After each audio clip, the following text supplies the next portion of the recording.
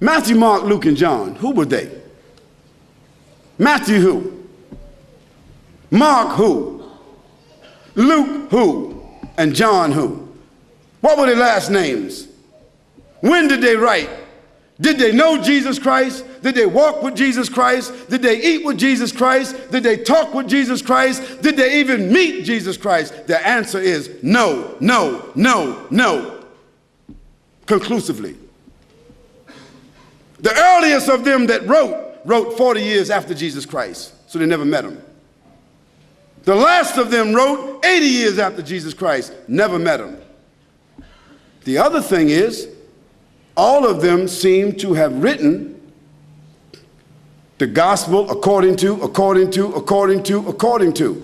Now, when you write a letter, do you sign it according to? According to is the third party. If Joanne or Jackie or Bobby or Johnny told me something and I wrote it, I would say according to Joanne, Jackie, Bobby, or Ronnie, according to. But those four people would not write a letter and in front of it say Jackie according to Jackie and not even write her last name. Because if Jackie wrote me a check and only said Jackie, I couldn't cash it. And if I was a policeman and I stopped Jackie on the road and she had a license that only said Jackie, she's going to jail.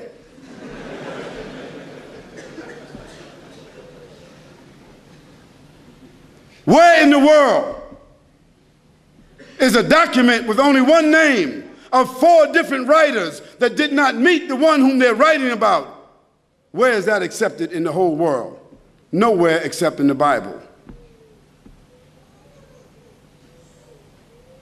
And the church fathers and the church writers and the Christian historians, they all agree that perhaps those four writers themselves were only pen names. Because a writer would not write his first name according to. And there's a great amount of suspicion that the man called Paul, Saul of Tarsus, that because he wrote all the books from Acts all the way to the end of the New Testament, how many books is that? How many? 16, 15, 17, 19? All the books of Acts on, Colossians, Ephesians, Corinthians, Romans, Galatians, all of those books are written by whom? Paul, Saul of Tarsus, another man who never walked, who never talked, who never met, who never ate, who never prayed, who never knew Jesus Christ. Isn't that something? Now here we find four writers and another one between them that wrote all the New Testament books that never talked, never walked, never ate, never prayed, never met the man called Jesus Christ.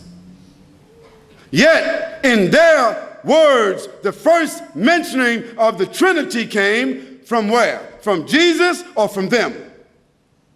The first mentioning of Jesus being divine, a man God, came from whom? From them. The first mentioning that Jesus is the Son of God came from whom? From them. Jesus never said in his own words any such words, but it was the men who never met him, who claimed to have written, who didn't know their last names. And Paul, by the way, before he had that vision on the road to Damascus that only he saw and only he heard, guess what his occupation was? Do you know? He was a bounty hunter, a hunter of Christians, hunting them down like animals, binding them and bringing them to where? To Rome so that they could be executed. Now, if Hitler, after killing thousands of Jews, said that on the road to Berlin, he had a vision that he was named an apostle to the Jews, and he wrote 20 books that all the Jews are supposed to follow, Do you think they would be following that book? I don't understand how people just don't read history. This is not what Khalid said, so don't get angry with me. This is your own scripture, your own Bible scholars, their own church fathers. All of them agree that Paul never met Jesus, that Matthew, Mark, Luke, and John never met Jesus. By the way, they were not disciples. Nor were they walkers and talkers of the disciples. They were just writers and historians.